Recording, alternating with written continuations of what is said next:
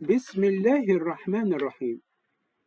عنوان هذه الحلقة: الشهيد سعال بوزيد، هذا من شهداء الجزائر. ولد في 9 يناير 1919 في القرية الزايري التي كانت تتبع بلدية الأوريسية في شمال سطيف.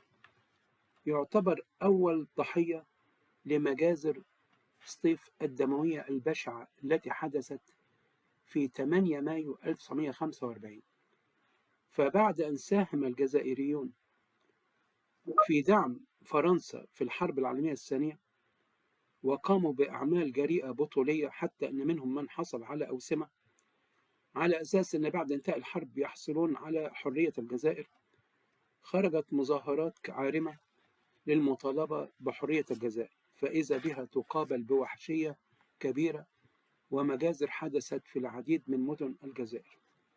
وكان هذا الشهيد يحمل علم الجزائر الذي كان ممنوعا من جانب سلطات الاستعمار أو الاستدمار الفرنسي، فطلب منه أحد رجال الشرطة ألا يحمل العلم، فعندما رفض أطلق عليه الرصاص واستشهد عن عمر 26 عاما في 8 مايو 1945.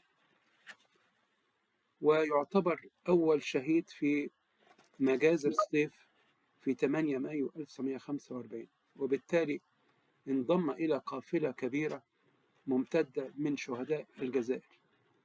بصراحة من يقرأ تاريخ الجزائر يشعر فعلا أن هذا البلد منجم عظيم للشهداء، ولم يحدث، أنا لا أجامل الإخوة الجزائريين إطلاقا، لم يحدث في تاريخ أي دولة عربية أن سقط هذا العدد أو ارتقى ودخل الجنة هذا العدد الضخم من الشهداء على مدى 132 عاما. 10 مليون شهيد جزائري، ومنهم سعال بوزيد، هذا الشهيد الذي كان يحمل علم الجزائر. شكرا جزيلا.